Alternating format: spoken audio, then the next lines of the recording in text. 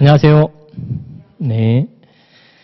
자, 여기 이제 특강 형태로다가 지금 이루어지고 있는 강의인데, OX 강의예요. 그래서 내가 수업 시간에도 눈이 기본 강의할 때 말씀드린 거지만, 객관식은 OX로 공부하셔야 돼요.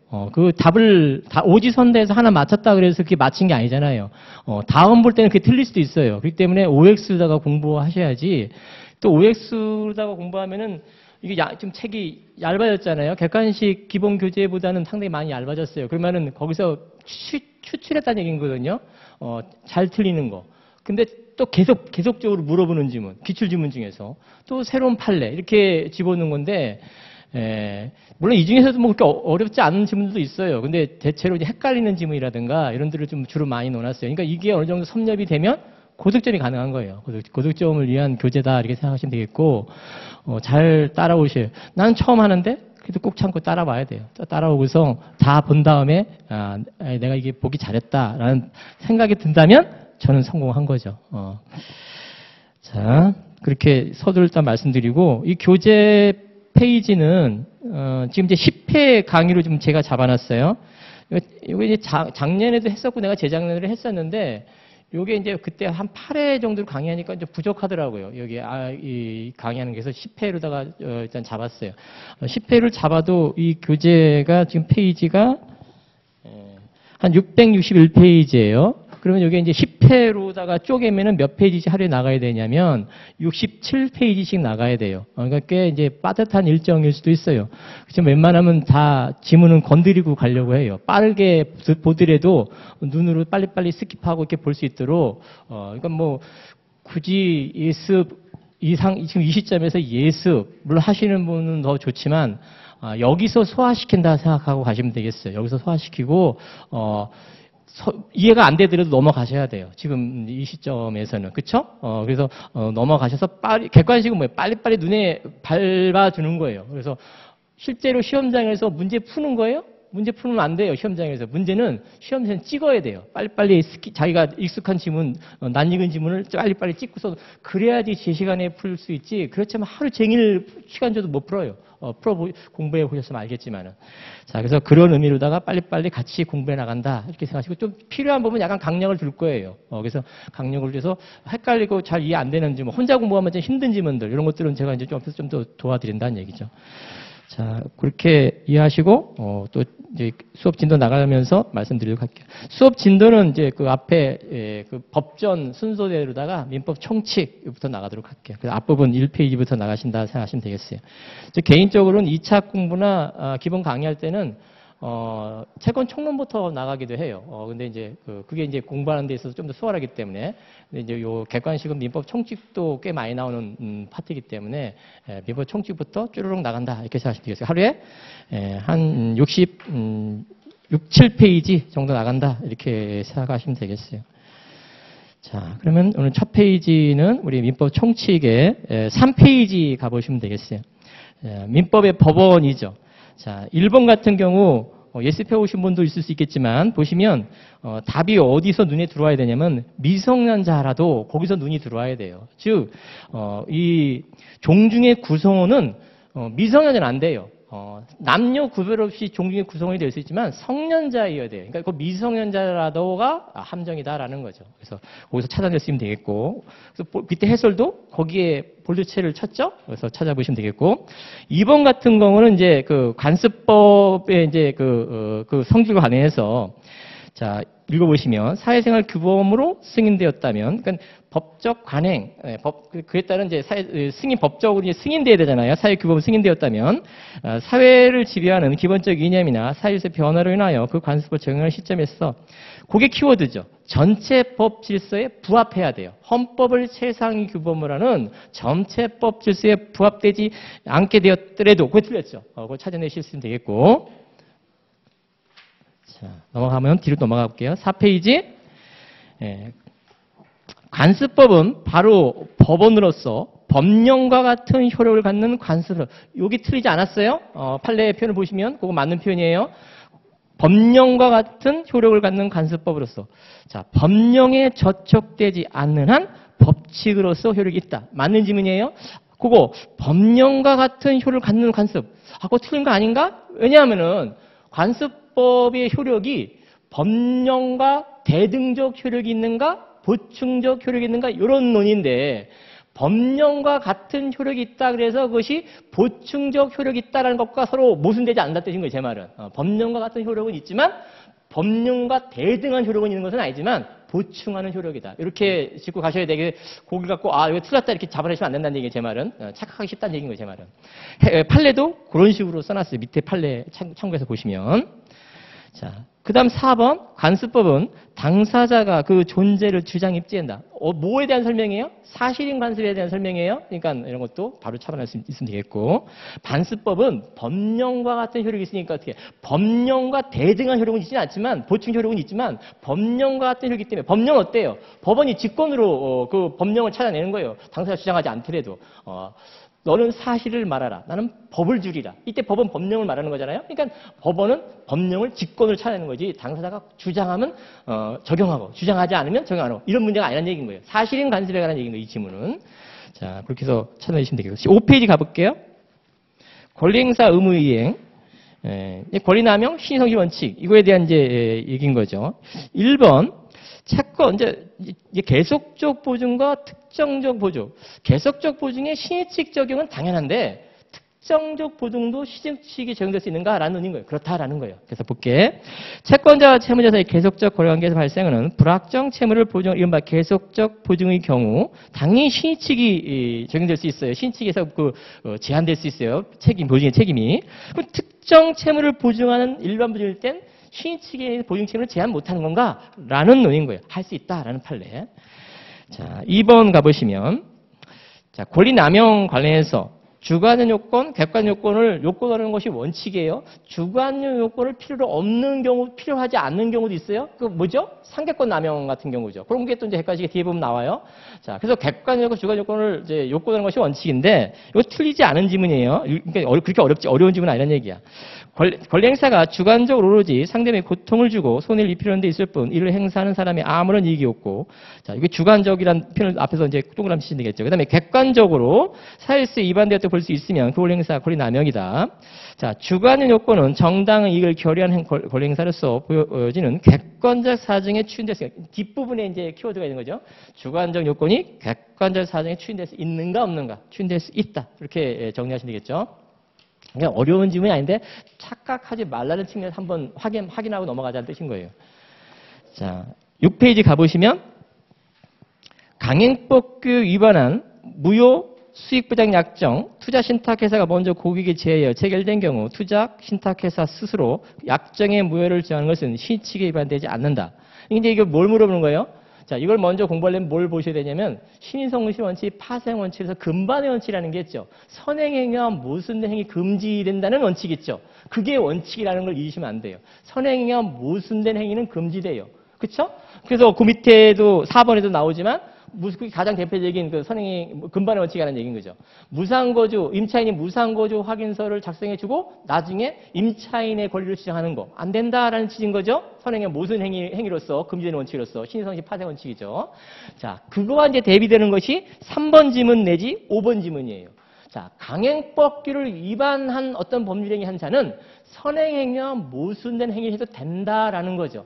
자, 투자소득 보장 약정에 강행법규 위반된 법률행위예요. 자, 그 강행법규 위반된 법률행위는 무효 주장을 해도 되는가라는 거예요. 투자수익 보장 강행법규 위반된 법률행위에서 투자수익 보장 약정을 해놓고 나중에 그거 내가 무효야라고 주장이 되는가? 원래 안 되는 건데 예외로 된다라는 거죠.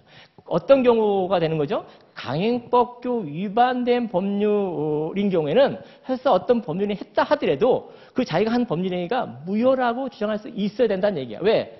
무효인 법률행위는 누구한테도 무효인 거잖아요. 무효라고 주장할 수 있어야지. 설사 자기가 스스로 법률행위를 했다 하더라도 이런 얘기죠. 그래서 그게 이제 3번하고 5번 지문이 이제 그런 내용을 담고 있는 거예요. 특히 5번 지문 같은 경우는 여기 법원행식의 지문제인데, 자, 바로 그 개념적인 비슷하게 답이 나와 있어요. 강행법규를 위반한 자가 스스로 그 약정의 무효를 주장할 수 있는 특별한 하정이나 신의칙에 위배되는 권리행사이다? 아니라고요. 권리행사가 위배되는 권리행사가 아니라고. 그러니까 무효라고 주장할 수 있다고요. 있다고. 가장 대표적인 게 뭐예요? 미성원자 법률행위죠. 미성원자 법률행위 그 민법 5조에 보면 미성년자 상태에서 어떤 법률을 하려면 법정 대리인 동의를 얻어야 돼요. 동의 얻지 않으면 미성년자든 아니면 법정 대리든 취소할 수 있어요. 자, 이 취소하는 거 미성년자가 자기도 취소할 수 있어요. 성년자인 상태가 아니라 미성년자인 상태에서 취소할 수 있어요. 자기가 스스로 법률행위한 경우라 하더라도 이런 얘기죠. 법정 대리 동의 안 받는 미성년자 법률행위는 강행법 위반이에요. 강행법 위반된 문제를 자기가 체계를 해놓고 무효라고 정할 수 있는가, 취소할 수 있다고 정할 수 있는가, 할 수 있다는 거 원래는 안 되는 건데 이런 얘기죠. 그래서 4번이 원칙이고 3번하고 5번이 예외에 해당하는 거다. 이렇게 이해하시면 되겠어요. 처음에 뭐 이 판례들이 나왔을 때 좀 어려울 수 있었지만 이게 이제 많이 누적되고 문제가 되고 이렇기 때문에 그렇게 어려운 질문은 아닌 거예요. 사실은 반복되는 질문들이어서. 7번에 6번 가보시면 앞에서 말씀드렸듯이 권리 남용은 객관적 요건도 있고 객관적 요건도 필요하고 주관적 요건도 필요한데 이 주관 요건은 객관적 요건에 취인되기도 하는데 우리 앞에서 봤듯이 주관 요건을 요건으로 하지 않는 권리 남용도 있어요. 그게 뭐다? 상계권 남용이다. 이렇게 보시는 거죠. 여기 또 잘 물어보는 거죠. 7번. 인지청구권 행사가 상속재산에 대한 이관계에서 비롯되었다 하더라도 정당한 신분관계를 확정하기 위해서라면 신의 측에 반하는 것이라요 막을 수 없다. 맞는 질문으로서 인지청구권 행사 포기 안 돼요? 실효 안 돼요? 신분상에 걸리기 때문에 그런 의미를 담고 있는 거다.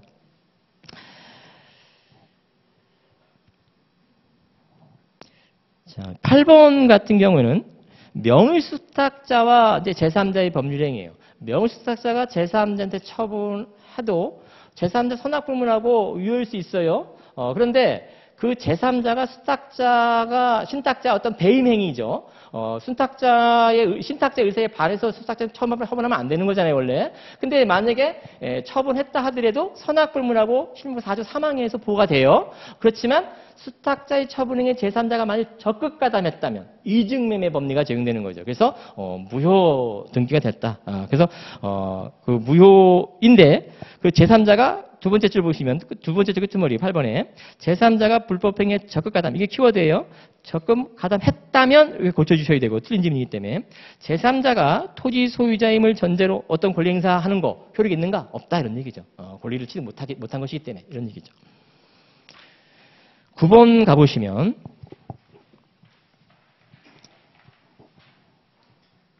요건 그 9번의 문제는 이제 옳은 지문으로 이제 78례 엮어서 이제 지문인데 그 밑에 해설의 볼드체 위주로 가볼게요.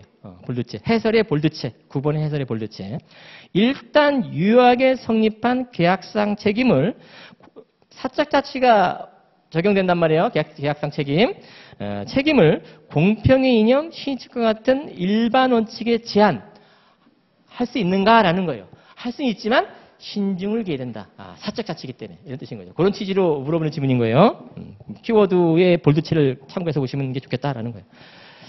10번 가보시면 이것도 78례 들어가 있는 거예요. 대체로 그 각 챕터의 끄트머리 문제들을 대부분 물론 다 이어진 것도 있지만 78례를 주로 많이 구성을 했어요. 10번 같은 경우에 약관 조항이 다의적으로 해석되고 각각의 해석이 합리성 있는 등 그 뜻이 명확하지 않다면 고객에게 유리하게 해석. 즉 키워드는 뭐냐면 약관 조항이 다의적으로 해석한다. 이렇게 해석할 수 있고 저렇게 해석할 수 있어. 그러면 어떻게? 고객한테 유리하게 해석해야죠. 그렇죠? 자, 그런데 이건 맞는 질문이에요, 물론. 약관 조항이 일의적으로 해석된다면 하나의 뜻으로 이렇게 해석할 수 있고 저렇게 해석하는 게 아니야. 하나의 뜻을 해석한다. 그러면 굳이 고객에게 유리하게 해석 이게 필요 없는 거예요, 그렇죠? 그러니까 이것도 이제 어떤 취지로 이제 내가 이제 문제를 만든 거냐면 고객한테 유리하게 약관 해석이 고객한테 유리하게 해석해야 된다는 게 머리에 꽂혀 있다고. 그러니까 이런 경우도 고객한테 유리하게 해석해야지 이렇게 시험장에서 볼까봐 그러는 거예요. 이리적으로 해석 하나의 뜻을 해석한다면 고객한테 유리하게 해석하는 게 굳이 적용할 필요가 없는 거예요. 왜? 그 뜻으로 그냥 해석하면 되는 거니까. 어렵지 않죠? 이해하시면. 한번 이해해두면 되는 거예요. 근데 이걸 머릿속에 한번 각인시켜 놓지 않고 그냥 보면 시험장에서 고객한테 유리하게 해석해야지 이렇게 넘어간단 말이에요. 그냥. 11번. 11번도 최신 판례에 옮겨온 거예요. 자, 여기 이제 아마 법관 입장에서는 공인중개사의 중개행위와 변호사의 어떤 그 행위를 다르게 보는 것으로 보여져요. 변호사는 공부도 많이 했고 사법시험에는 시험을 합격한 사람이 아니면 로스쿨 합격한 사람이니까 법률적 조언자로서 역할하는 자지 이렇게 보는 거고 공인중개사 공인중개사 무시하는 게 아니에요. 공인중개사는 사실행위를 주로 다루는 사람이지 이러니까 법률적 적용 쪽보다는 사실행위 주로 다루는 사람이지 이렇게 판단하는 것으로 법관은 보여진다라는 거예요. 이게 무슨 얘기냐면 이행인수인지 계약인수, 즉 저당권이 설정된 목적물을 매수한 자의 지위가 이행인수인지 면책제 채무인수인지 해석상 달라질 수 있잖아요. 그렇죠? 채권자 승낙이 있었다면 면책 채무인수, 승낙이 없는 상태에서 매매대금에서 피담보 채무, 저당권의 피담을 공제를 약정했다면 이행인수 이렇게 우리가 해석하잖아요. 자, 우리 이건 법무사 공부를 많이 한 사람이 법률적 공부를 많이 한 사람이기 때문에 그런데 공인중개사는 모를 수 있다. 물론 공인중개사는 민법 공부하죠. 근데 그렇게 바라보는 시각이다라는 거예요. 그래서 공인중개사는 주로 사실행위를 알선하는 분들이기 때문에 그런 이것이 사안이 면책채무인수인지 이행인수인지를 당사자 의뢰인한테 고지 안 했을 때 그거 책임 물을 수 있냐 이런 논의인 거야. 고지 안 해도 책임 물을 수 없다라는 취지인 거예요. 이해되셨죠? 그렇게 보시면 그렇게 그러니까 공인중개사는 사실행위를 주로 다루는 사람이다 이렇게 생각하시면 되겠다라는 거예요. 물론 법률적 조언도 해줘요. 그렇지만 이제 법관 입장에서 그렇게 바라봤다라는 거예요. 10페이지 가보시면 1번 미성자가 법률행위를 하려면 원칙적으로 법정대리 동의를 얻어야죠. 만약에 법정대리 동의 얻지 않으면 어떻게 해요? 취소할 수 있어요? 이게 이제 우리 앞에서 본 선행위와 모순된 행위도 되는 경우죠. 되는 경우. 그래서 1번에 맞는 질문을 처리했고 3번 가보세요. 같은 취지 문제인데 다른 기출 문제이기도 하죠. 즉 법정대리 동의 없이 신용구매계약을 체결한 미성년자가 사후에 법정대리 동의 없음을 사유로 이를 취소하는 거 신의취지 위반? 아니다. 같은 취지예요. 1번하고 3번. 2번 가볼게요. 미성년자가 신용카드 발행인과 사이에 신용카드 이윤계약을 체결하고 신용카드를 거래하다가 신용카드 이윤계약을 취소한 경우 미성년자가 신용카드 발행인에게 부당이득으로 반환해야 되는 게 금전이냐 물건이냐 이런 뜻이에요. 물건 내지 용역은 같은 의미인 거예요. 그러니까 재화냐 용역이냐 이런 뜻인 거죠. 물건이냐 이런 뜻인 거죠. 답부터 말하면 금전이란 얘기죠. 신용카드 이용계약을 취소할 때 그 미성년자 측에서 반환할 게 그 신용카드를 사용해서 어떤 노트북을 구입했다면 노트북을 반환하는 문제가 아니라 금전을 반환하는 거다라는 거죠. 그래서 이게 이제 살짝 그림을 그려보면 이래요. 신용카드 발행인, 발행인. 그 다음에 신용카드 미성년자 측이죠. 미성년자. 이게 신용카드 이용계약이죠. 그 다음에 가맹점. 이런 삼명관계죠. 판례도 이렇게 삼명관계로다가 설명을 해요. 이때 신용카드 미성년자가 신용카드 이용계약을 체결하고 아직 취소하지 않은 상태에서 노트북을 하나 구입했어요. 노트북을 가져왔어요. 그 다음에 이제 카드를 사용했겠죠. 근데 이 신용카드, 그 다음에 신용카드 이용계약을 취소했어요. 미성년자 측에서 법정대리 취소할 수도 있고 미성년자인 상태에서 미성년자도 취소할 수 있어요. 자, 취소했을 때, 요게 취소가 돼서 무효가 되는 것이 있는 건 당연한데, 여기까지 무효 아니에요. 또 여기까지 무효 아니에요. 따라서, 요 신용카드 이용계약 취소했다는 미성년자가, 요 신용카드 발행한테 반환을 해줄 것은 노트북이 아니라, 요 신용카드 이용 대금을 이렇게 지출한, 면탈하는 의미인 거죠. 그걸 부당이득 반환해준다. 이런 뜻인 거예요. 법률행위가 무효 취소가 되면 부당이득 반환 법리예요. 신용카드 이용계약이 취소가 될 때 미성년자가 취소를 주장해서 그럼 무효가 되죠. 무효해서 부당이득 반환은 노트북이 아니라 금전이다. 이게 어떤 실익이냐? 물건을 부당이득 반환할 때는 현존함이 추정이 안 돼요. 이 141조에 보시면 미성년자 반환 범위는 선악불문하고 현존이익한데 반환이거든요. 자, 그러면 현존이익 반환인데 현존함이 추정되느냐 추정되느냐에 따라서 입증 책임이 달라져요.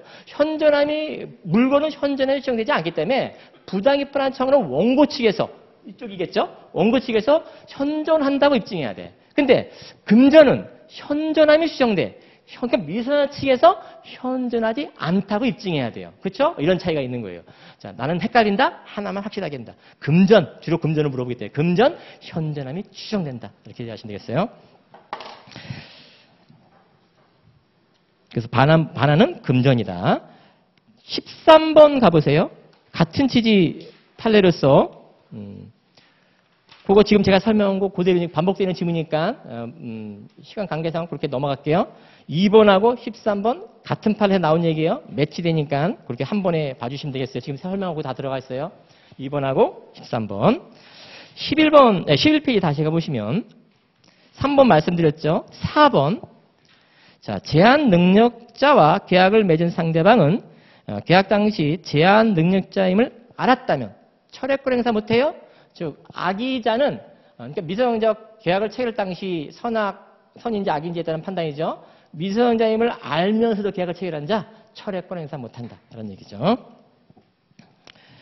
그렇지만 5번 같은 건 어때요? 철회권을 행사하는 문제는 미성년자 법률이라는 것이 계약상 법률일 때 말하는 거죠. 그렇지만 5번 같은 경우 단독행위, 미성년자와 그 제3자가 단독행위로 썼던 법률이라는 거예요. 그럴 때는 거절권 문제예요. 자, 거절권은 미성년자임을 알았다 하더라도 거절할 수 있다. 미성년자와 거래한 상대방을 보호하는 제도가 최고권, 확답 촉권이라고 하죠. 그 다음에 거절권, 철회권 이 세 가지를 미성년자 거래한 상대방한테 권리를 주고 있어요. 그럴 때 철회권은 알았다면, 미성년자임을 알았다면 철회 행사 못하고 거절권은 알았든 몰랐든 상관없고 이렇게 생각하시면 되겠죠. 6번 가볼게요. 그 766조 보시면 그 소멸시효에 관한 문제죠. 소멸시효로서 안날로부터 3년, 불법행위에 날로부터 10년. 그렇죠? 이때 안날 뒤에 해설부터 가볼게. 자, 조문이 이렇게 돼 있어요. 조문 옮겨온 거예요. 12페이지 상단. 피해자나 그 법정대리인이 손해 및 가해자를 안날로부터 3년인데 물론 3년이든 10년이든 다 소멸시효라고 보고 있죠. 그것도 물어보기도 뭐 어려운 질문은 아니고 피해자나 그 법정대리인이 손해 및 가해자를 안날이에요.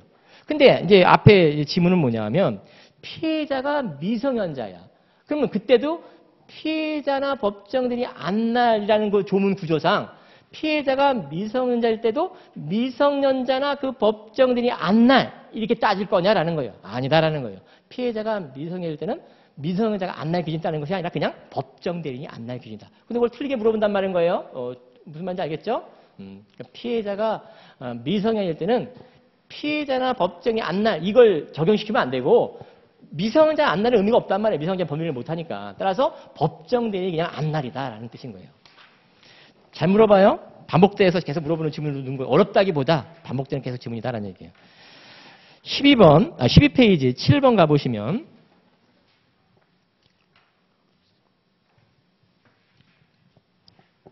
요건 이제 117조 관련해서 대리인은 행위능 해설이 있어요. 대리인 7번의 해설. 대리인은 행위능력자임을 요하지 아니한다. 자, 이때 주의할 점은 이 대리인은 임의 대리인을 말하는 거예요.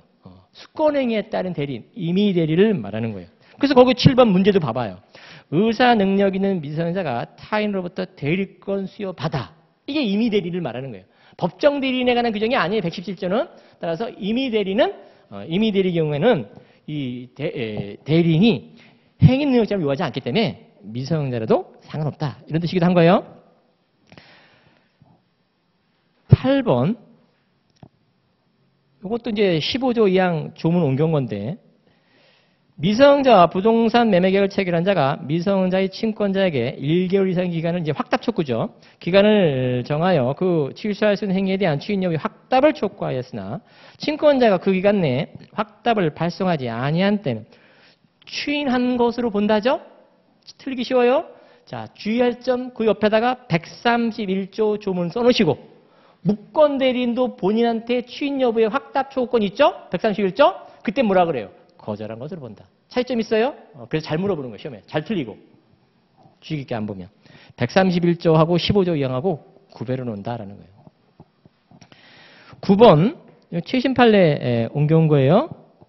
이것도 변호사 시험 이제 올해 작년이겠네요. 벌써 1월 24년이니까 1월 달에 본 변호사 시험은 1월 달에 보죠. 기출 지문인데 바로 최신 판례 바로 옮겨와서 물어본 지문인 거예요. 자, 그 해설의 볼드체 있죠? 거기를 먼저 가볼게요. 해설의 볼드체. 9번의 해설의 볼드체. 환자가 미성년자라도 의사결정 능력이 있는 이상 자신의 신체의 위험을 가하는 의료행위에 관한 자기 결정을 가질 수 있으므로 위에는 틀리게 물어보고 있어요. 지문에. 원칙적으로 의사는 미성년자인 환자에 대해서 의료행위에 관한 설명을 부담한다. 원래 법정대리 포괄적인 어떤 대리권을 가지고 있기 때문에 법정대리한테 설명 의무를 다 하면 되는 거 아니냐. 이게 원칙인데 예외적으로 미성년자의 어떤 그 치료와 관련해서 어떤 문제가 되는 신체에 어떤 위험을 발생시켜. 그럴 때 미성년자한테도 설명해 줘야 되는 게 아니냐. 이런 뜻인 거예요. 설명 의무가 있는 거다. 이런 취지로 판시한 거예요.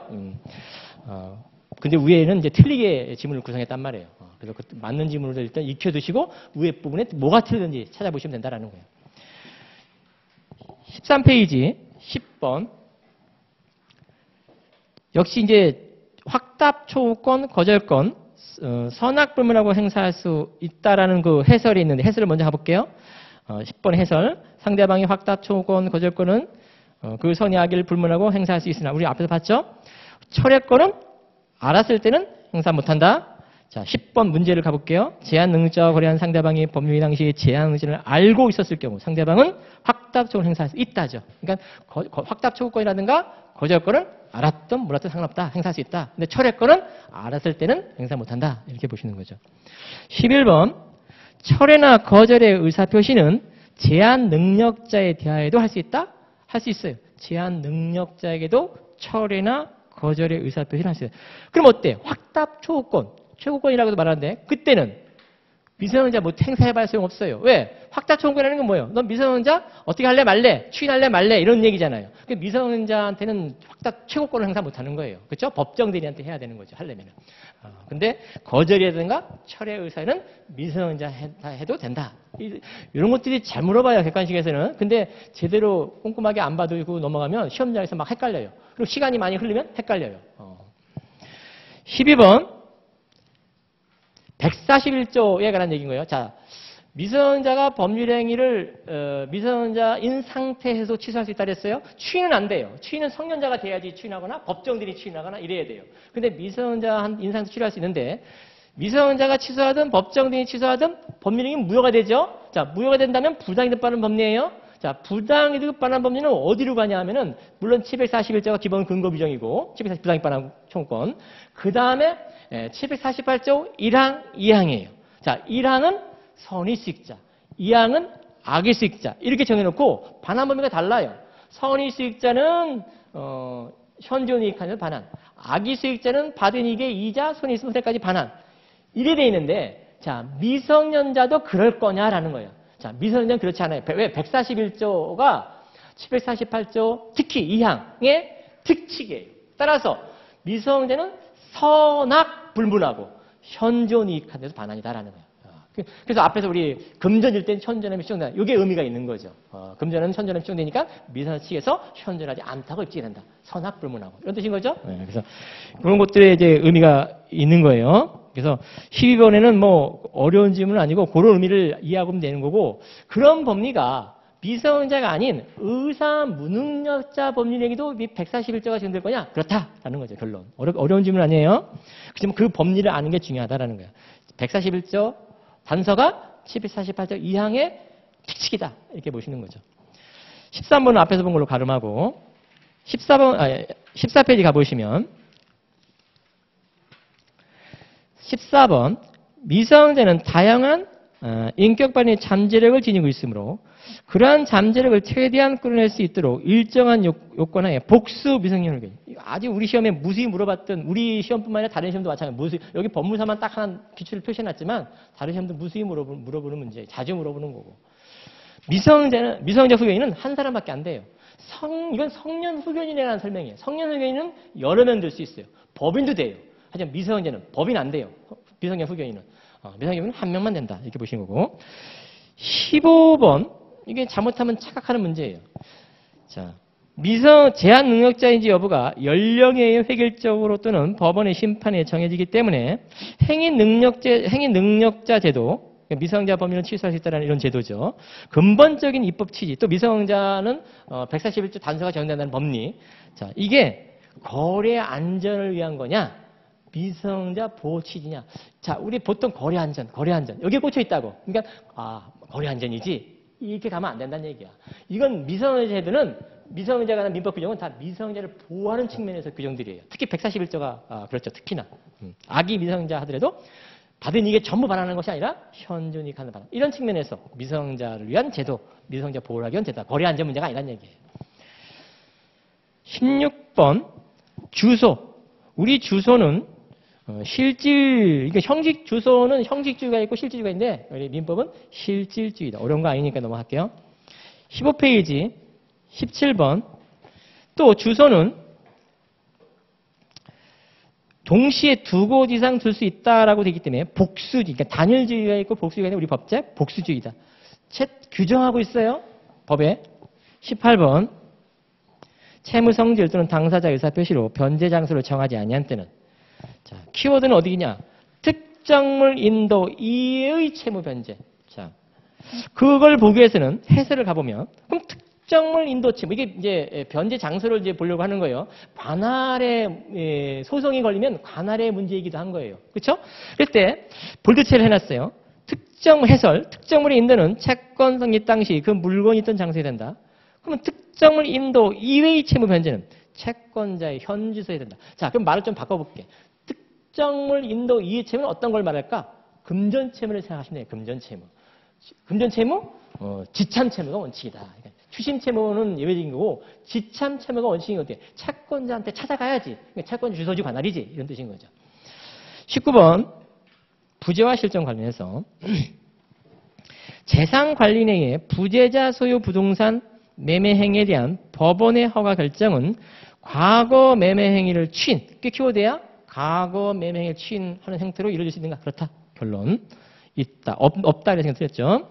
20번. 여기 키워드는 뭐냐 하면 20번의 키워드는 첫 번째 줄에 선임 결정이 취소되기 전에 한 처분행위 효력이 있다. 자, 부재자 재산관리인이 법원의 허가를 받고 어떤 법률을 했어요? 근데 선임 결정이 취소되기 전에는 그자가 한 행위는 효력이 있는 거예요, 일단. 자, 그래서 부재자 재산관리인이 법원의 허가를 받고 선임 결정이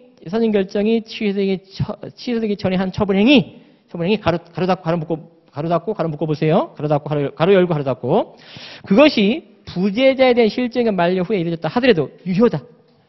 그러니까 결론은 이거예요. 선임 결정이 취소되기 전에 한 어떤 행위, 처분행위 유효다. 이게 키워드란 얘기예요, 제 말은. 따라가 보시면. 그런 지문이 반복적으로 나와요. 뒤에 가보시면. 21번. 부재자 재산관리인이 법원으로부터 부재자 소유 부동산의 매각 처분행위를 허락받았더라도 이렇게 고쳐주셔야 돼. 자, 본인을 위해서 행사해야 돼. 부재자를 위해서 행사해야 돼. 근데 본인 내지 부재를 행사하는 것이 아니라 자기 멋대로 행사하는 거야. 그러면 그 효력이 있는가? 없다는 얘기. 설사 처분행위에 법원의 허가를 받았다 하더라도 이런 취지인 거예요. 그래서 보면 부재자와는 아무 관계없는 타인 채무 담보를 근인 설정. 그럼 효력 없다는 얘기인 거죠. 법원의 허가를 받았다 하더라도 부재자, 본인을 위해서 행사해야 돼라는 거죠. 22번. 부재자 소유 부동산에 대한 부재자 재산관리인이 16페이지 22번 보고 있어요. 부재자 소유 부동산에 대한 부재자 재산관리인의 매매계약이 법원의 허가를 받지 않아. 그럼 효력 없겠죠? 권리 행사가 인정이 안 되겠죠? 이런 뜻인 거지. 그래서 법원의 허가를 받지 않아서 권한 초과 행위를 인정돼서 무효를 이유로 소유권 이전 등의 청구권이 기각되어 확정됐다. 그럼 뭐야? 기판력이 발생하는 거예요? 기판력이 발생했어. 그럼 그와 모순된 판결하면 안 되는 거잖아. 그런데 그 판결 확정 후 위 권한 초과 행위에 대해 법원의 허가를 받았다면 앞에는 법원의 허가를 못 받아서 기각됐어. 그러면 그 후에 법원의 허가를 받았어. 그럼 앞에 판결과 다른 판결을 내려. 되냐 이 소리야. 된다 이 소리야. 왜? 앞에는 법원의 허가를 못 받았기 때문에 기각된 거고 뒤에 거는 법원의 허가를 받았어. 그러면 기각 아니고 인용해줘도 상관없는 거라는 얘기야. 기판력이 서로 모순 안 된다는 얘기인 거예요. 법원의 허가를 못 받았는데 앞에는 기각시키고 뒤에는 인용시켰다. 이러면 모순이야. 근데 법원의 허가를 앞에는 못 받은 거고 뒤에는 받았어. 서로 모순되는 관계가 아니란 뜻인 거예요. 그렇게 찾아내서 머릿속에 기억하시면 되는 거야. 기판력 저촉 아니다 이런 얘기예요. 23번. 자, 실정 선고로 인한 실정기간 만료를 기준으로 하여 상속이 개시된 이상 설사 이후 실정 선고가 취소돼야 할 사유가 생겼다 하더라도, 자, 키워드 다시 묶어볼게. 실제로 실정 선고가 취소되지 아니하는 한, 가로 닫고 가로 열고 효력이 있다, 이런 뜻인 거죠. 아니하는 한 임의로 실정기간이 만료하여 사망한 때를 관련된 시점과 달리 사망 시점을 정하여 이미 개시된 상속을 부정하고 이와 다른 상속 관계를 인정할 수는 없다. 그렇죠? 취소되지 않는 한 행위 효력이 있다, 이런 뜻인 거죠. 24번. 24번은 29번하고 비교하는 거예요. 자, 이건 무슨 얘기냐면 실종 선고가 이제 법원의 선고에서 이루어지는데 일정 기간, 이제 보통 실정은 뭐 5년, 특별 실정은 1년, 그렇죠? 일정 이제 실정 기간이죠. 실정 기간. 이게 5년일 수도 있고 1년일 수도 있어요. 이 실정 기간이 이제 지나서도 살아서 돌아오지 않으면 법원에 실정 선고 신청을 하죠. 그래서 법원의 선고에 의해서, 선고 확정에서 실정 선고가 확정되면 사망 간주 시점이 실정 기간 만료 시점으로 소급하죠. 자, 이럴 때 요 실정 기간 만료되는 시점과 요 신청 요 사이에 부재자 측을 상대로 그 부재자 측을 피고로 해서 그 부재자를 피고로 해서 어떤 소송이 제기돼서 판결이 났어요. 또 그게 이제 24번 문제야. 29번은 부재자 측이 원고가 돼서 소송을 제기한 상태인 거예요. 자, 먼저 24번. 요런 상태에서 요 판결 확정되기 전에 어떤 소송이 제기해서 판결이 났어요. 그러니까 순서는 여기 이제 요 시점에 판결이 나고 그 다음에 1번, 그 다음에 2번 확정된 거야. 그럼 사망 간주가 이렇게 가는 거죠. 그럼 요 소송이 사망한 사람 상대에, 왜? 사망한 이후 판결이 난 상태가 돼버리는 거잖아요.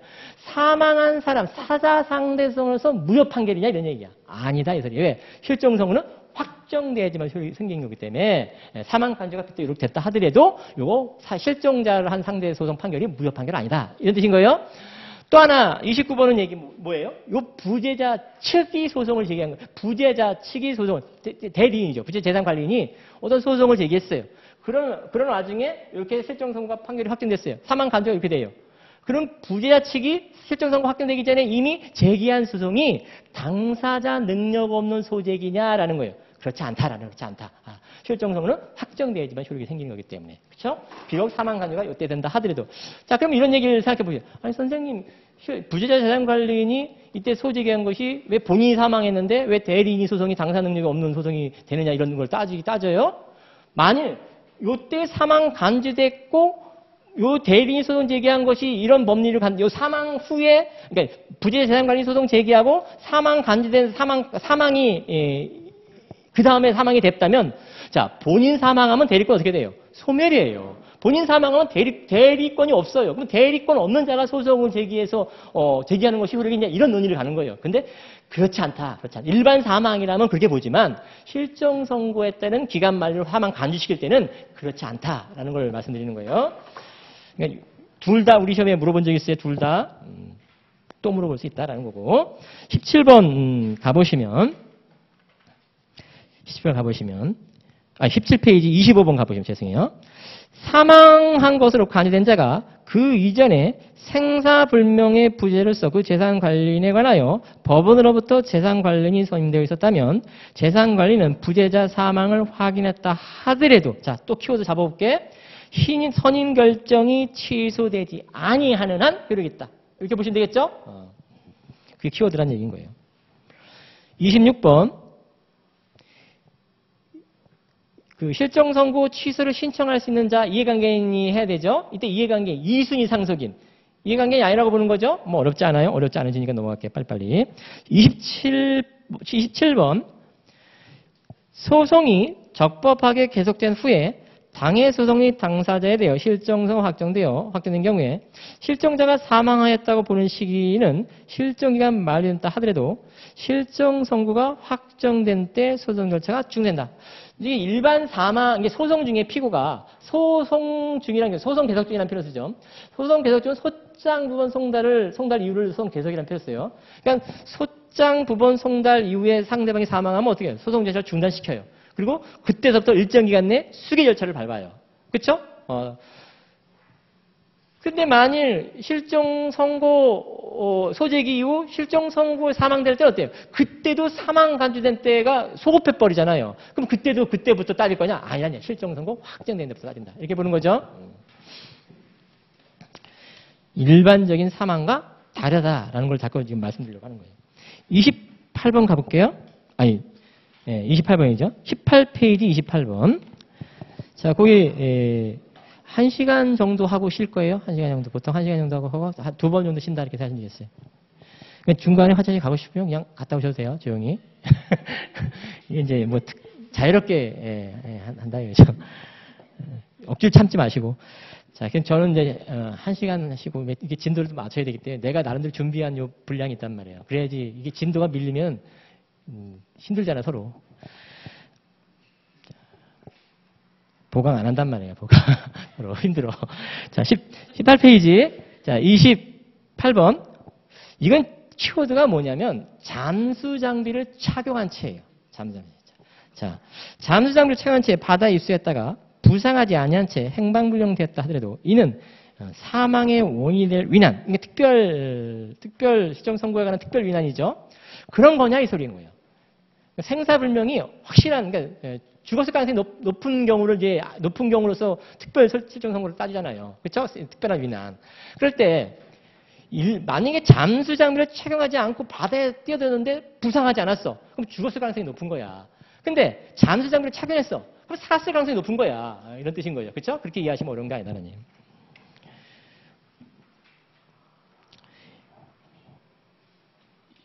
29번 말씀드렸고 19페이지 가볼게요. 19페이지에 1번. 사단법인의 발기인이 개인 명의로 취득한 권리. 개인 명의로 취득한 거 그 후 사단법인이 설립되면 바로 귀속하냐? 별도 이전 절차를 거쳐야 된다고 봐요. 설립 중 법인. 설립 중 법인이 취득한 재산은 설립된 회사에 바로 귀속돼 버려요. 그렇지만 발기인이 취득한 그 권리는 이전 등기라는 별도 절차를 거쳐야 된다. 이러니 바로 귀속하지 않고. 이게 뭐하고 또 이제 비교가 되냐면 28페이지에 가봐요. 28페이지 24번 가볼게요. 같은 취지 문제예요. 28페이지 24번. 교회가 실체를 갖추어 법인 아닌 사단으로서 성립한 경우 교회 대표자가 교회를 위하여, 그러니까 교회 대표자를 그냥 발기인이라고 생각하시면 돼요. 그자가 취득한 부동산 권리 바로 취득하냐, 바로 법인 아닌 사단한테 바로 귀속하냐? 그렇지 않다 이 소리인 거예요. 이전 절차를 거쳐야 된다. 이런 뜻인 거예요. 맞는 질문을 물론 처리한 거고. 틀리게도 물어볼 수 있어요. 19페이지 다시 앞으로 오셔서 2번. 재단법인 설립 후에 부동산을 출연한 경우 소유권 이득을 마치 못한 재단법인도 제3세대에게 소유권 취득을 주장할 수 있다? 그렇지 않죠? 요거 이제 48조 1항 내지 2항, 특히 48조 1항을 예를 든다면 조문 가지고 계신 말을 설명할게. 생전 처분으로서 어떤 그 부동산을 출연하는 거죠. 생전 처분으로서. 48조 1항이 그런 거잖아요.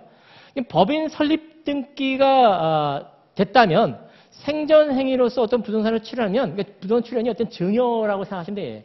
바로 귀속하냐 이 소리야. 설립 등기 됐다면 그냥 바로 귀속하냐? 아니면 부동산 증여 같은 경우는 등기해야지 귀속하는 거 아니야? 이런 논의인 거예요. 186조 증여를 받을 거냐? 등기해야지 설립 등기 됐다 하더라도 등기가 돼야지만 이제 돼야지만 귀속하는 거냐? 아니면 설립 등기 되면 바로 귀속하는 거냐? 이런 논의인 거예요. 우리 판례 어떻게 봐요? 대내관계, 대외관계는 나눈다. 대외적으로는 설립 등기뿐만 아니라 이전 등기도 돼야지 귀속한다. 대내관계는 설립 등기 되면 바로 귀속한다.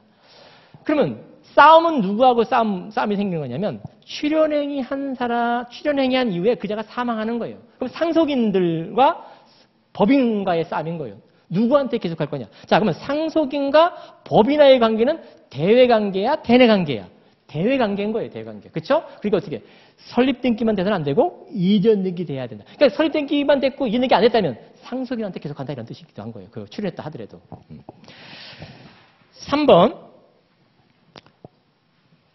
재단법인 설립 위하여 서면에 의한 재산을 출연한 경우 출연자는 착오를 이유로 출연 의사의 표시를 취소할 수 있으며 재단법인 설립 이후에도 취소할 수 있어요. 그러니까 재단법인 설립 서면에 물론 서면에 의하지 않으면 자유롭게 해제할 수 있죠. 그렇죠? 이행행위가 아직 완료 안 됐다면.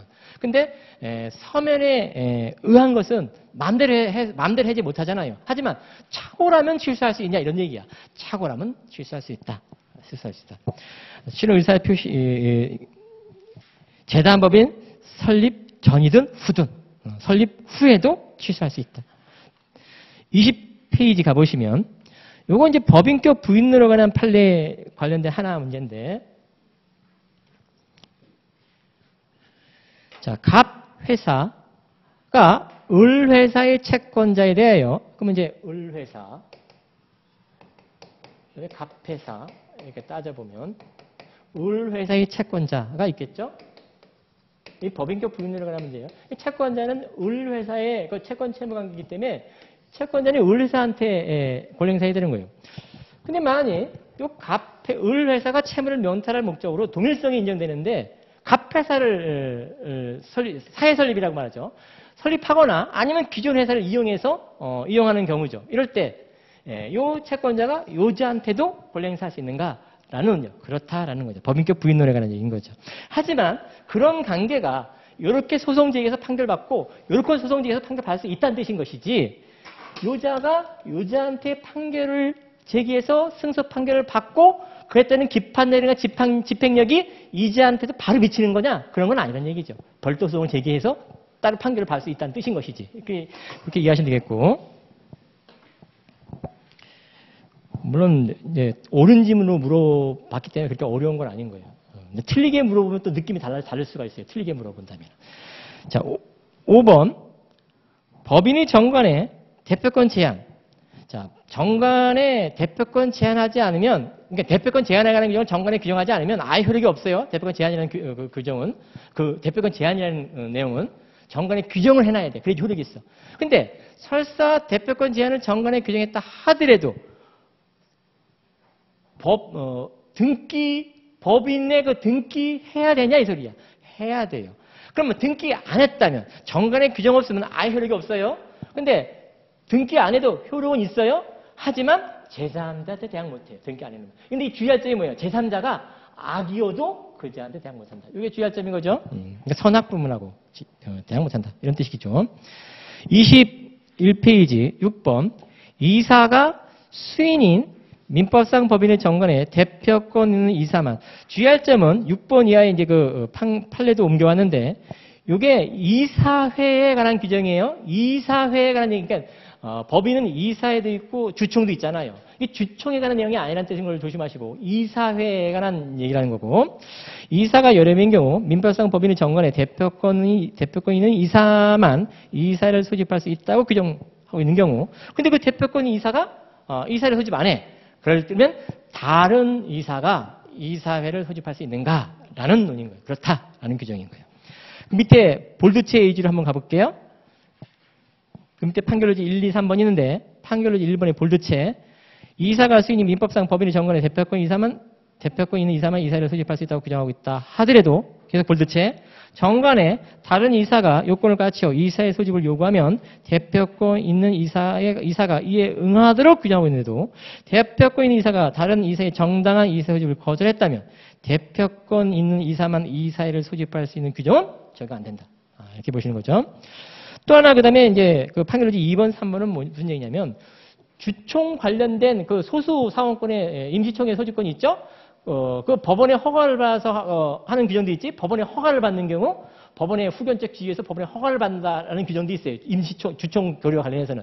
근데 이사회는 그런 규정이 적용 안 된다. 이런 얘기. 법원 허가 이런 거 적용 안 된다. 이런 거 이사회 소집은. 22페이지 가보시면 7번.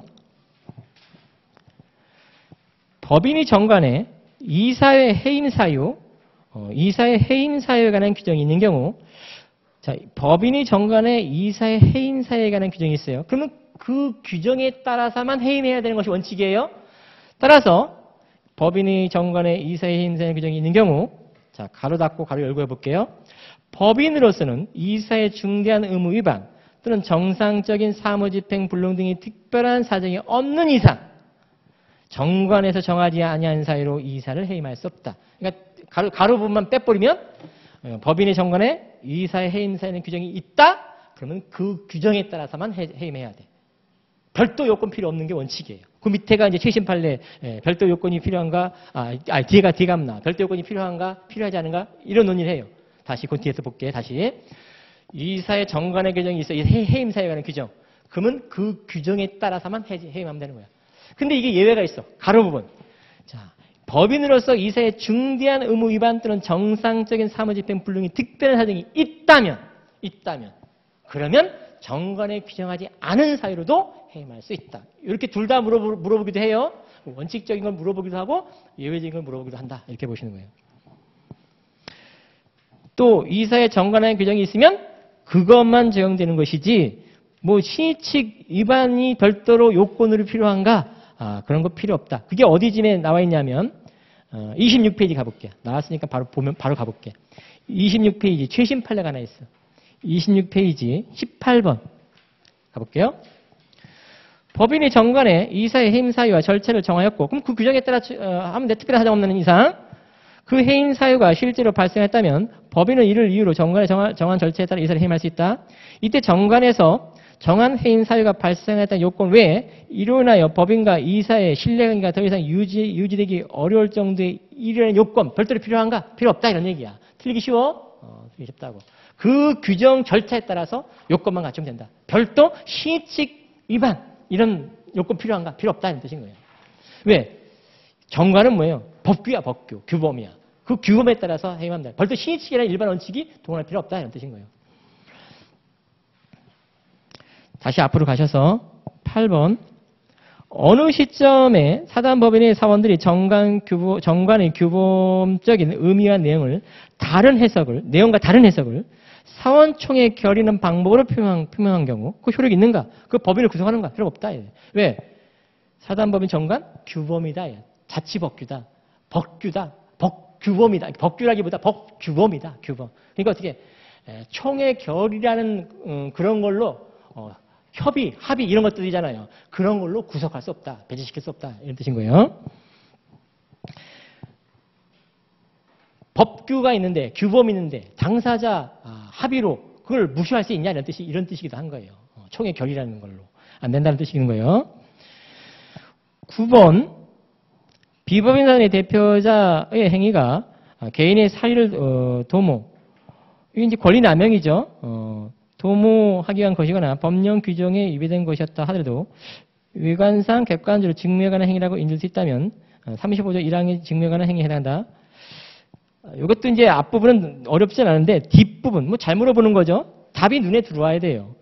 자, 그러나 대표자, 그러니까 비법인사의 그 대표자라고 말하지만 이 법인에 관한 대표자라고 생각해 보시면 되겠어요. 법인의 대표자 35조가 비법인사에도 유치형되잖아요. 따라서 법인을 예를 들어볼게. 법인의 대표자가 어떤 그 불법 행위를 저질렀다면 그 법인이 제3자한테 35조에 따라 책임을 지잖아요.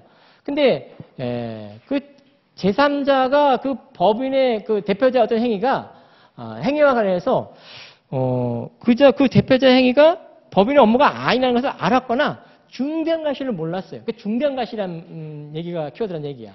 단순한 과실은 아니고 중대한 악의에 준하는 중대한 과실을 몰랐다면 대표자 그 법인한테 제3자가 법인의 대표자 행위와 불법 행위와 관련해서 책임을 못 묻는다. 이런 법리를 비법인 사단에 그대로 적용된다라는 거예요.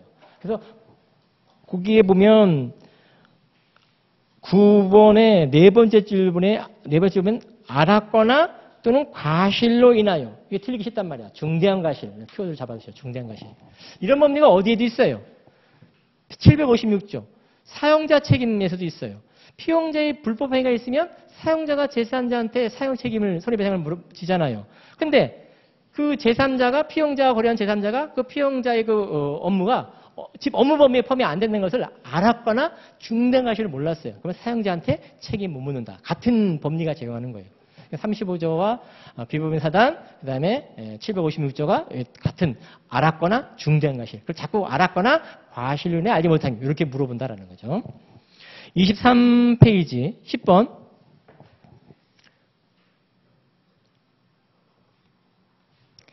채무자인 재단법인이 다른 재산이 없어 기본 재산을 처분해야지만 채권자한테 갚을 능력이 돼. 근데 기본 재산을 처분하자면 못 갚는 상황이야. 그러니까 채권자가 그리는 거야. 너 기본 재산 빨리 처분해서 내 돈 갚아. 근데 문제는 기본 재산을 이 재단법인이 처분하려면 어떻게 돼요? 주무관청 허가를 받아야 돼요. 자, 근데 주무관청 기본 재산을 처분해 주무관청 허가를 받을지 말지는 누구 마음이에요? 그 사람 마음인 거예요. 따라서 주무관청 허가를 신청할지 말지는 허가를 받을 것을 신청할지 말지는 그 재단법인 자유이기 때문에 단순한 채권자에 불과한 자가 주무관청 허가를 받아라 말아라 이렇게 요구할 수 있냐라는 거예요. 안 된다라는 거죠. 어려운 질문은 아니고. 자, 11번. 재단법인의 기본재산 처분행위는 정관 변경상 주무관청 허가를 받아야 된다. 재단법인의 채권자가 기본재산에 대해 강제집행을 실시하여 경락되는 경우도 동일한데 그와 같은 재단법인의 정관 변경의 주무관청의 허가는 경매 개시 요건은 아니고 경락인이 소유권 취득 요건이므로 경매 신청 시에 그 주무관청 허가서를 제출하지 않았다 하더라도 나중에 경락 허가 받을 때 제출하면 되는 건가? 그렇다라는 거죠. 그렇다. 신청할 때 안 봐도 되고 허가 받을 때 경락 허가 받을 때 주무관청 허가서를 제출하면 된다. 12번 24페이지 좀만 더 할게요. 12번. 학교법인이 감독청의 허가 없이 기본재산인 부동산에 관한 매매계획을 체결하고 그 부동산에서 운영하던 학교를 당국의 인가를 받아 신축교사로 이전한 경우 위 매매계약은 감독청의 허가 없이 체결되어 아직은 효력이 없다 하더라도 자 주무관청 허가가 그 밑에 해설을 가보시면 판결료지 1번 밑줄이 쭉 있는데 그 밑줄, 그 판결료지 2번 바로 위에 있는 밑줄을 가볼게요. 우리 조금 아까 경매에서도 봤지만, 기본재산 매매 등의 계약 성립 전에 감독관청의 허가를 받아야 하는 것은 아니고, 나중에 받아도 된다. 이 뜻인 거죠? 따라서, 학교법인이라는 자가, 사단법인이죠. 이 주무관청 허가를 못 받은 상태에서 매매 계약이 이뤘다 하더라도, 그래서 아직 효력은 없어요. 하지만, 나중에라도 받으면 조건부 소유권 정보를 행사할 수 있는, 소유권 등기를 행사할 수 있는가? 그렇다. 나중에 또 받으면 된다. 그러니까 조건부. 끝에 보시면 이런 말 나오지. 매수는 감독청의 허가를 조건으로 부동산에 관한 소유권 이전 등기를 청구할 수 있다. 이런 얘기죠. 그러니까 주무관청 허가를 나중에 받아도 되기 때문에 그렇다라는 뜻인 거죠. 13번. 이사결의 하자. 그에 따른 세 번째 줄 이사결의 무효 확인 소송. 요거 당사자한테만 그 효력이 생긴다. 대세요 없다 이런 뜻인 거죠. 14번 법인과 이사, 법률관계, 민법, 위임, 유사관계다. 위임계약은 언제든지 해지할 수 있죠? 그런 논인 거예요. 어렵지 않아 읽어보시면. 물론 이제 언제든지 해지할 수 있는데 다만 위임 나중에 가보시면 이제 문제 또 달아볼 건데 불리한 시기에 부득이한 사유 없이 해지한 경우에 하나요? 상대방한테 손해배상 책임이 있다. 언제든지 해지할 수 있기 때문에 원칙적으로 손해배상 의무 없어요. 근데 불리한 시기에 해지하면 그러면 부득이한 사유도 없는데 그러면 그것으로 손해배상의 문제가 될 수 있다. 나중에 위임에서 좀 더 자세하게 봐요. 25페이지 15번 이사의 임기 만료됐다더라도 아직 임기가 만료되지 아니한 다른 이사들로 법인의 정상적인 활동할 수 있는 경우는 임기 만료된 이사로 하여금 이사로서 직무를 행사할 필요가 없고 그러니까 이사 임기가 만료됐을 때 임기 만료되지 않은 다른 이사가 있으면 그 자들이 어떤 법률을 하는데 아무런 문제 없으면 그 임기 만료 이사로 하여금 계속 법률을 하도록 유지시킬 필요는 없죠. 그런데 그런지 여부는 언제 판단하냐 이걸 물어보는 거죠. 틀리기 쉬워요. 법인이 정상적인 활동이 가능한지 여부는 이사 임기 만료 당시 기준으로 판단한다. 그 이유 사정 고려하지 않는다. 이렇게 보시는 거예요. 그 밑에 볼드체 법인이 정상적인 활동이 가능한지 여부는 이사 임기 만료 시를 기준으로 판단한다. 16번 법인의 직무, 집행, 정지, 가처분 결정에 이 회사를 대표할 권한이 정지된 대표이사가 그 정지 기간 중에 체결한 계약은 원칙으로 무효다. 그 가처분 신청의 취하에 보전 집행이 취소된 경우 집행 효력은 소급적 소멸. 자, 이건 키워드가 뭐예요? 소급적 소멸. 가처분, 소급적 소멸. 여기가 틀린 거예요. 가압류 가처분의 이 보전 절차는 소급표 없어요. 취소되더라도. 보전 절차, 가압류 가처분 신청, 가압류 가처분 취소 절차는 소급표 없다. 장래효다. 이렇게 보시면 되겠어요. 17번. 학교법인 사립학교법, 이 강형법규예요. 이사의 심의 결의 의결 없이 학교법인 재산 취득, 그 무효예요. 주무관청 허가받지 않았으면 무효예요. 근데 나중에 학교법인이 추인해서 효력이 있는가? 강형법규 위반으로 무효인데 학교법인이 추인할 수 있어? 안 되는 뜻인 거예요. 강형법규 위반으로 무효이기 때문에. 18번. 이건 앞에서 말씀드린 걸로 가름할게요. 19번. 학교법인이 해산하여 청산이 선임된 후에는 청산 절차가 진행되는 거예요. 자, 청산이 선임된 경우 해산하기 전 이사들, 이런 거 효력 없어요? 해산하기 전 이사들로 구성된 이사회? 이런 거 효력 없어요? 청산회가, 청산이 생기면 청산인회가 존재하는 거예요. 20번. 이것도 법인격 부인론에 관한 규정이에요. 기존 회사가 채무를 면탈하기 위하여 기업의 형태와 내용이 실동일한 신설회사를 설립했다면 요에게요. 요 기존 회사가 채무를 면탈할 목적으로 신설회사, 사회 설립이죠. 법인격 부인론이기 때문에 요 채권자는 요자한테 권리 행사할 수 있어요. 요자한테 물론 권리 행사할 수 있고, 그러니까 채권 청구할 수 있다는 얘기예요. 권리 행사할 수 있어요. 근데 요게 을회사의 채권된 요 시효가 아직 소멸 안 했어요. 시효 소멸을 안 했는데 요거 시효 소멸했다고 주장하는 걸 주장할 수 있는가? 안 되는 거죠. 왜? 시효 소멸 안 했으면 권리 행사할 수 있잖아. 그럼 요 사람 시효 소멸 주장하면 안 되는 거지. 이런 뜻인 거죠. 그렇죠? 그런 법리가 작용하는 거다라는 거예요. 27번. 27페이지 21번. 민법상 이거 하나만 하고 끝낼게요. 쉽게요. 민법상 사단법인에서 법률의 정관의 정함이 없는데도 소집, 이것도 최신 판례죠. 소집 개최 절차 없이 서면만으로 총회 결의를 한 경우 특별한 사정 없는 한 결의에 중대한 하자가 있다고 봐야 된다. 이제 이게 헷갈리시면 안 되는 게 뭐냐면은, 소집 절차를 거쳐서, 소집했어요. 장소에 모이게. 온 사람도 있고 안 온 사람도 있을 거 아니에요? 이럴 때는 안 온 사람은 서면 결의로 대신할 수는 있어요. 온 사람은 서면 결의가 아니지. 온 사람들은 자기 의사표시를 서면으로, 자기 의사표시를 거기서 밝히면 되는 거지. 근데 안 온 사람들은 어때요? 서면을 다른 사람을 통해서 제출할 수도 있잖아요. 그쵸? 근데 그런 문제가 아니라 아예 소집 절차를 안 거친 거예요. 아직 모이질 않았어, 장소에. 모이지 않고 다 서면 결의로 받은 거야, 동의서를. 이건 효력 없다, 이런 거죠. 모이기는 해야 된다, 이런 식이에요. 민법의 총회 결의는 서면으로 대체할 수는 있지만 모이기는 해야 된다는 뜻이야. 근데 아예 모이지도 않았다. 소집 절차를 아예 거치지 않았다. 그러면 서면 결의 그 자체는 아예 효력이 없다는 얘기예요. 이해됐죠? 잠깐 쉬었다가 또 이어서 보도록 할게요. 한 10분 정도 쉴게요.